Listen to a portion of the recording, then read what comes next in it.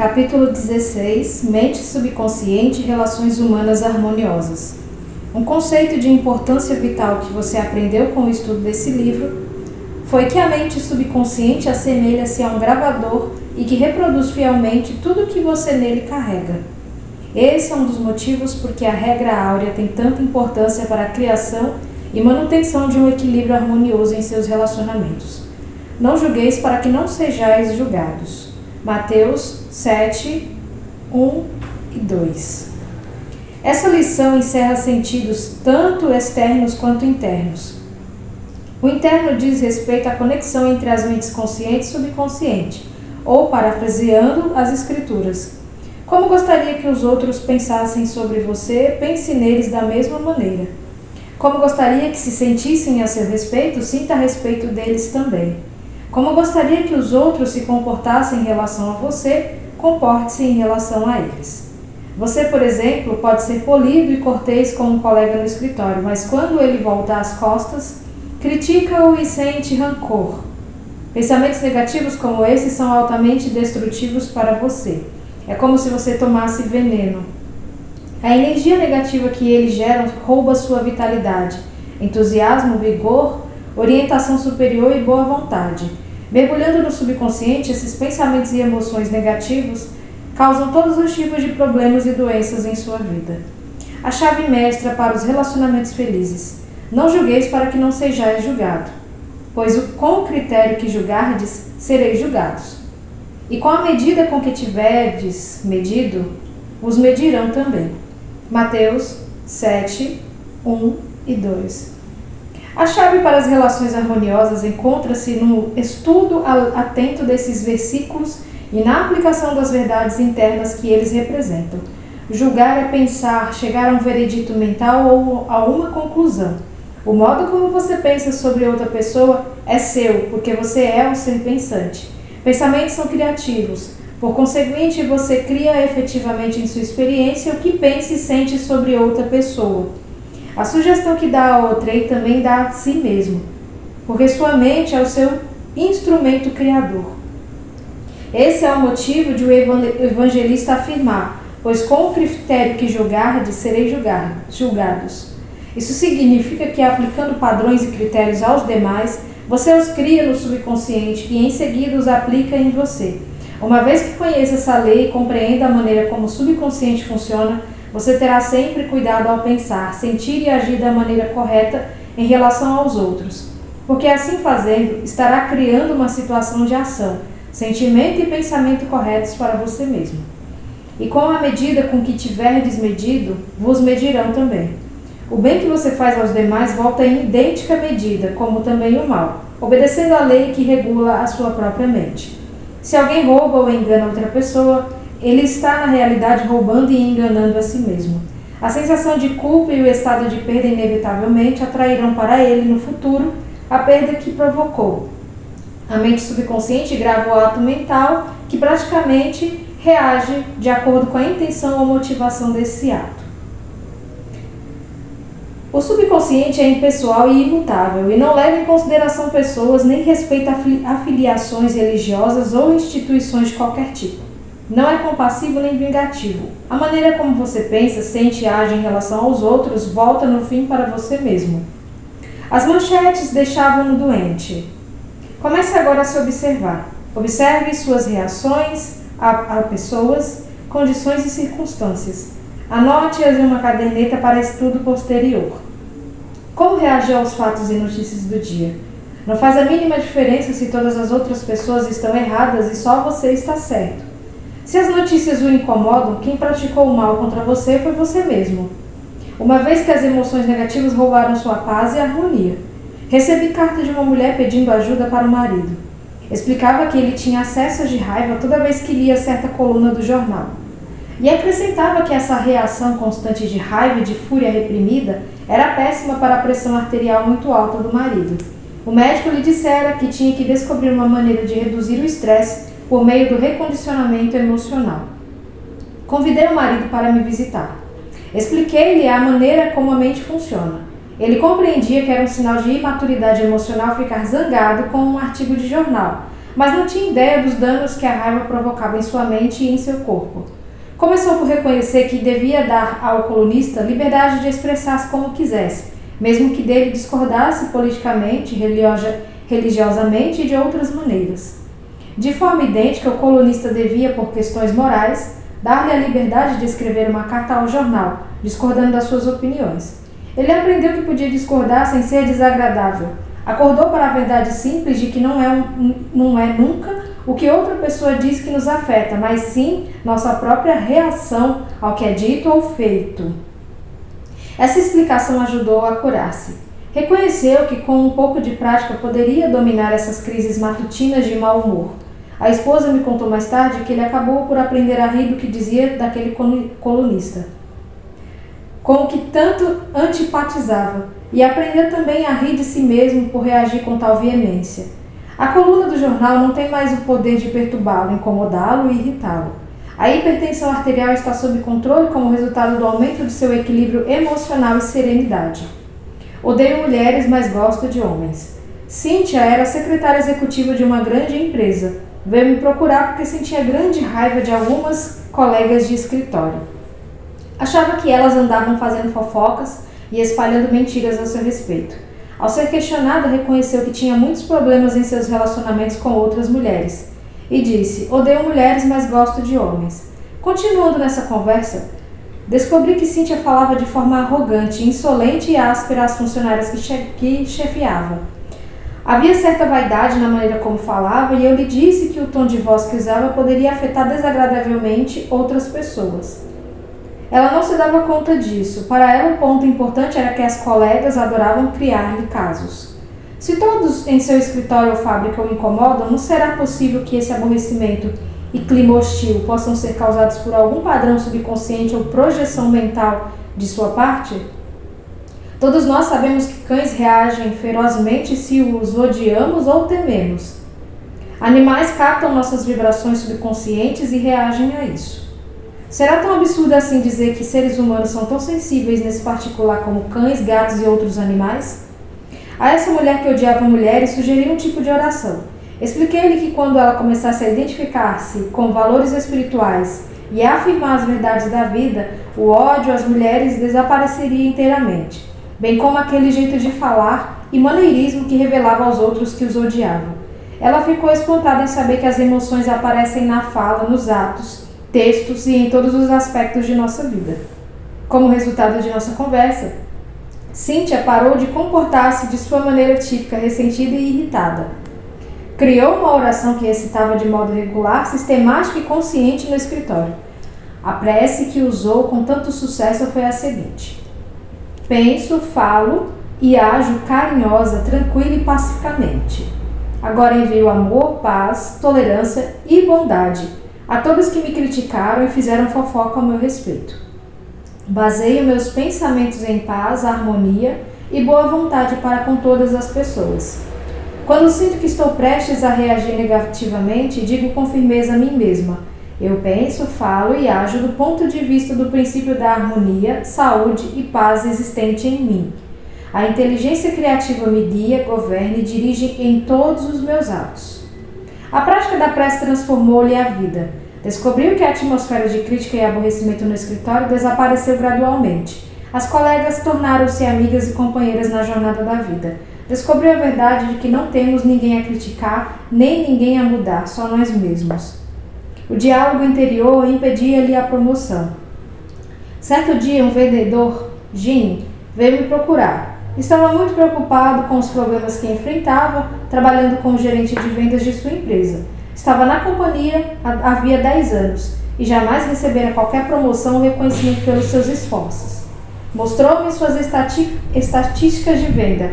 Notei logo que elas eram proporcionalmente mais altas do que as de outros colegas seus que cobriam o mesmo território. A explicação que ele dava era que o gerente de vendas não o suportava e dizia que era tratado injustamente. Em reuniões, o gerente ridicularizava-lhe as sugestões e, em certas ocasiões, chegara a tratá-lo com grosseria.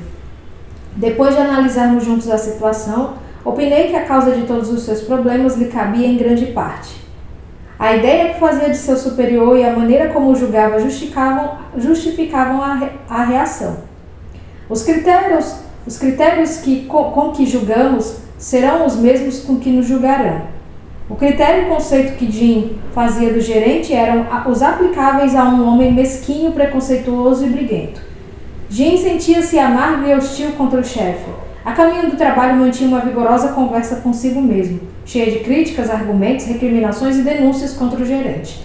O que mentalmente dava, Jim era inevitavelmente obrigado a receber de volta. Ao fim de nossa conversa, ele reconheceu que seu diálogo interior era altamente destrutivo. A intensidade e a força de seus pensamentos e emoções, a condenação mental e o aviltamento do gerente penetravam em sua mente subconsciente. Isso gerava a reação negativa do chefe, bem como lhe criava outros distúrbios pessoais, físicos e emocionais. Por insistência minha, Jim começou a orar com frequência da seguinte maneira: em meu universo mental, eu sou o único pensador. Sou o responsável pelo que penso sobre o meu chefe. Meu gerente não é responsável pelo que eu penso sobre ele. Recuso-me a conceder poder a qualquer pessoa, lugar ou coisa que me aborreçam ou me perturbem. Desejo saúde, sucesso, paz de espírito e felicidade ao meu chefe. Sinceramente, desejo-lhe o bem e sei que ele é divinamente orientado em tudo o que faz. Lenta, tranquila e sinceramente repetia a oração, sabendo que a mente é como um jardim e que tudo que nele plantamos brota como sementes que se transformarão no que são por natureza. Ensinei-o também a praticar visualização e criação de imagens mentais antes de dormir. Ele criou um cenário no qual o gerente cumprimentava pelo seu excelente trabalho, elogiava-lhe a seriedade e o entusiasmo e mencionava a reação maravilhosa que ele despertava nos clientes. Jim vivenciou a realidade de tudo isso. Sentiu o calor do aperto de mãos do chefe, notou-lhe o tom de voz e observou-lhe o sorriso. Rodou um verdadeiro filme mental, dramatizando-o da melhor maneira que pôde. Noite após noite representava o filme, sabendo que a mente subconsciente era o meio receptivo no qual seriam gravadas essas imagens intencionalmente concebidas. Gradualmente, por um processo que podemos considerar como osmose mental e espiritual, ele produziu uma impressão no subconsciente. A manifestação dessa impressão no mundo objetivo ocorreu automaticamente. Tempos depois, o gerente chamou a São Francisco, deu-lhe parabéns e promoveu o gerente da divisão de vendas, com aumento de responsabilidades e substancial elevação de salário. Logo que mudou o conceito e a estimativa que fazia do chefe, a mente subconsciente de Jim providenciou para que ele reagisse na mesma proporção, tornando-se emocionalmente maduro. O que alguém diz não pode, na realidade, nos incomodar ou nos irritar, a menos que permitamos que isso aconteça. A única maneira como alguém pode nos perturbar é por meio de nosso próprio pensamento. Se ficamos zangados, temos que passar por 4 estágios mentais. Começamos por pensar no que foi dito. Resolvemos ficar zangados e geramos a emoção da raiva. Em seguida, decidimos agir, talvez com palavras ou indo às vias de fato. Como você vê, o pensamento, a emoção e a reação e a ação, todos ocorrem em nossa mente. Mas o que significa ser emocionalmente maduro? Significa que ultrapassamos a tendência natural, mas também infantil, de responder com negatividade às críticas e ressentimentos dos outros. Ninguém gosta de ser criticado ou menosprezado. Temos, contudo, a capacidade de escolher como reagir quando isso acontece. A escolha madura consiste em evitar responder de forma analogamente negativa. Pagar na mesma moeda significa se colocar no nível da crítica humilhante e tornar-se uno com a atmosfera negativa do outro. Identifique-se com seu objetivo na vida. Não permita que qualquer pessoa, lugar ou coisa o desvie de seu senso de interior de paz, tranquilidade e saúde radiante. O sentido do amor em relações humanas harmoniosas. Sigmund Freud, o fundador da psicanálise e uma das mais importantes figuras da história da psicologia, declarou que a menos que haja amor na personalidade do indivíduo, ele adoece e morre. Amor inclui compreensão, boa vontade e respeito pela divindade do próximo. Quanto mais amor e boa vontade projetamos e transpiramos, mais recebemos deles de volta.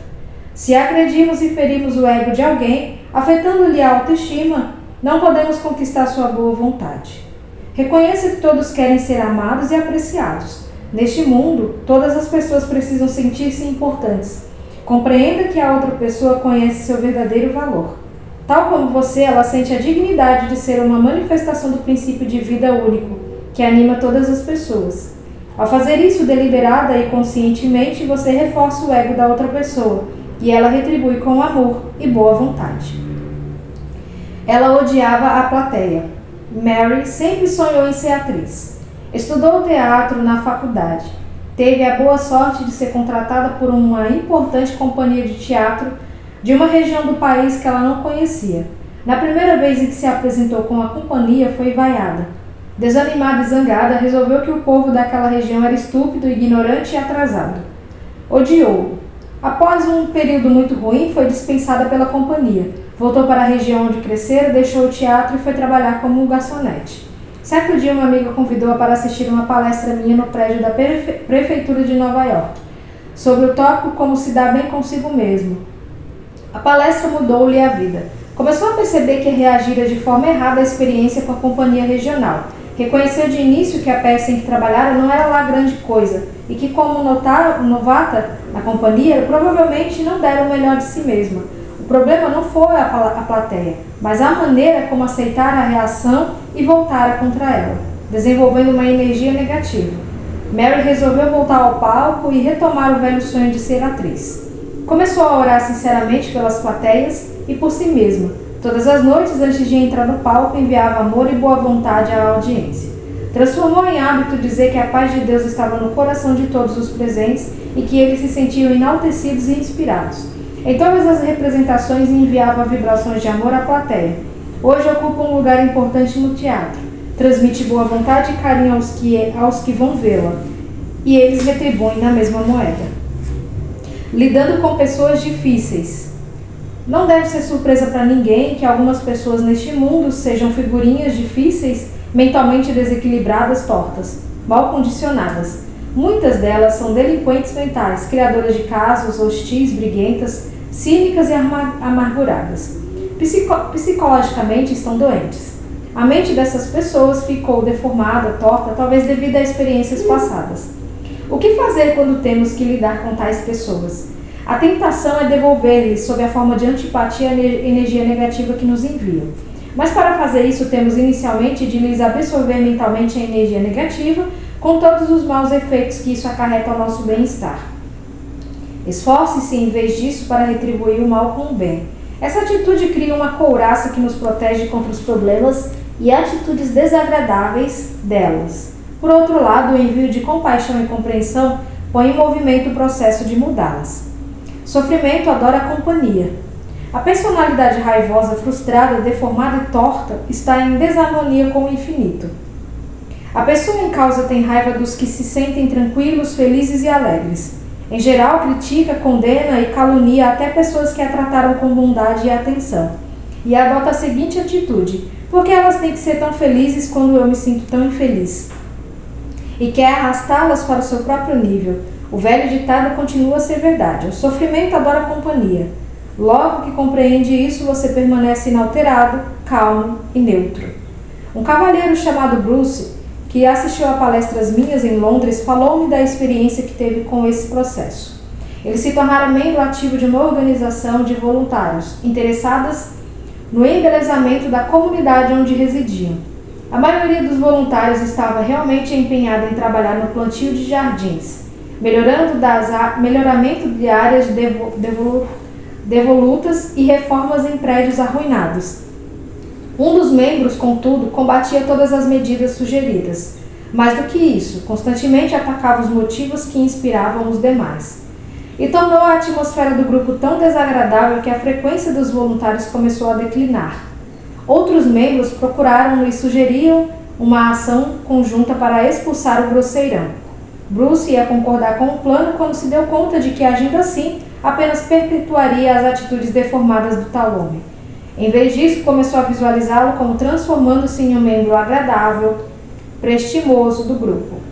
Antes de cada reunião, retirava-se para um certo tranquilo e repetia para si mesmo: eu penso, falo e atuo em total acordo com o princípio de harmonia e paz que existe em mim.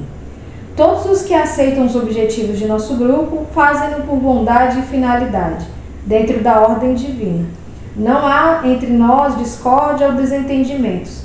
A inteligência criadora lidera-nos, governa-nos e guia-nos em tudo o que fazemos. Algumas semanas depois, o criador de tantos casos propôs uma nova iniciativa e apresentou-a de forma tão agradável e com tal espírito de cooperação que obteve o apoio de todos os membros do grupo, incluindo aqueles que haviam sugerido expulsá-lo. A prática da empatia nas relações humanas. Há pouco tempo recebi a visita de uma moça chamada Alice. Ela me disse que há muito tempo odiava outra moça, uma colega de trabalho. A razão desse ódio, descobri, era o fato de a outra ser mais bonita, mais feliz e ter mais dinheiro do que ela. O golpe de misericórdia ocorreu quando a outra noivou com o executivo-chefe da companhia, pessoa por quem Alice sentia grande e antiga admiração. Um dia após o casamento, a mulher que tanto odiava foi ao trabalho em companhia da filha, de um casamento anterior. Alice não sabia que a colega tinha uma filha ou mesmo que já fora casada. Devido a um problema congênito, a menina usava um aparelho de metal na perna. Alice ouviu a dizer: "Mamãe, é aqui que trabalha agora o meu novo pai? Eu adoro esse lugar porque está cheio de gente boazinha."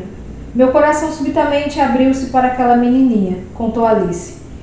Eu sabia como ela devia sentir-se feliz. Tive uma visão de como a mãe dela devia sentir-se feliz, a despeito de desvantagens que eu jamais soubera existir. De repente caí de amores por ela. Fui à sala onde trabalhava e lhe desejei todas as felicidades do mundo. E fui sincera no que disse. Nesse momento, Alice sentiu o que os psicólogos denominam de empatia. Não é a mesma coisa que simpatia, com a qual compreendemos os sentimentos dos outros. É mais do que isso. Significa projetar-se mentalmente e vivenciar as atitudes e os estados mentais da outra pessoa. Quando Alice projetou seu estado mental ou o que sentia no fundo do coração na mente daquela mulher, foi como se começasse a pensar por meio da experiência da outra. Pensava e sentia como ela e também como a criança, porque se projetaram nela também.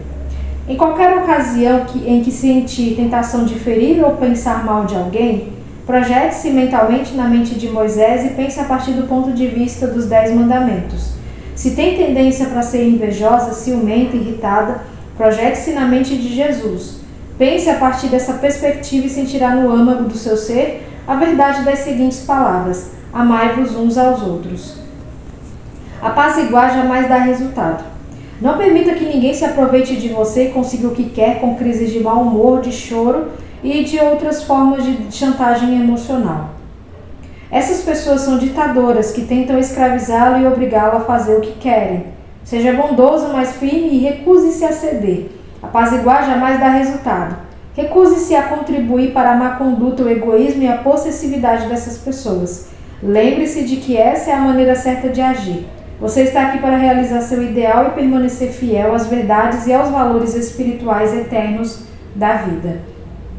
Não dê a ninguém no mundo o poder de desviá-lo de sua meta, de seu objetivo na vida, que é o de manifestar no mundo seus talentos, servir à humanidade e revelar mais e mais sabedoria, verdade e beleza de Deus a todas as pessoas. Permaneça fiel ao seu ideal. Aceite definitiva e absolutamente que tudo que contribui para a sua paz, felicidade e realização pessoal terá que ser necessariamente uma bênção para todos que caminham sobre a terra. A harmonia da parte é a harmonia do todo, porque o todo está na parte e a parte está no todo. Tudo que você deve ao outro, como diz São Paulo, é amor, e amor é a aplicação da lei da saúde, da felicidade e da paz de espírito. Dicas úteis em relações humanas. 1. Sua mente subconsciente é um gravador que reproduz seus pensamentos habituais. Pense o bem dos outros e está realmente pensando bem de si mesmo. 2. Pensamentos de ódio e ressentimento são venenos mentais. Não pense mal dos outros, porque ao assim fazer, você pensa mal de si mesmo. Você é o único pensador no seu universo particular e seus pensamentos são criadores. 3. Sua mente é um instrumento criador. Por consequente, o que pensa e sente sobre o outro você está trazendo para a sua própria experiência. Esse é o sentido psicológico da regra áurea. O que gostaria que os outros pensassem de você, pense a respeito deles. 4. Enganar, roubar, privar com dolo outra pessoa, trazendo-lhe carência, perda e limitações. A mente subconsciente grava suas motivações, pensamentos e sentimentos. Se eles são negativos, perda, limitações e problemas surgem de maneira incontáveis em sua vida. O que você faz aos outros, faz a si mesmo. 5. O bem que faz, a bondade que demonstra, o amor e os bons votos que envia voltarão a você multiplicados muitas vezes. 6. Você é responsável pelo modo como pensa sobre o outro.